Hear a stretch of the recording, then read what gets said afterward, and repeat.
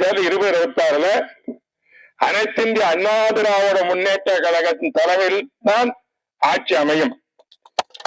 கூட்டணி என்பது வேறு, ஆட்சி என்பது நடத்துவது வேறு வேறு. தமிழ்நாட்டில் கூட்டணி அப்பப்ப தேர்தல் நேரத்தில் வரும், அது இல்லாது இல்ல.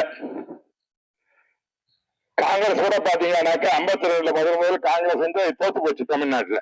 அன்னைக்கு ராஜாஜி தான் ஆட்சி அமைச்சார் காங்கிரஸ், அப்ப மைனாரிட்டியா தான் இருந்தது. ஆனா கூட்டு மந்திரி சபை அமைக்கல. அதே போல அண்ணா அவர்கள் 67ல கூட்டணி அமைச்சாரு, ஆனா கூட்டு மந்திரி சபை அமைக்கல. அதே போல கருணாநிதி விட கூட்டணி வச்சாரு, ஆனா கூட்டு மந்திரி சபை அமைக்கல.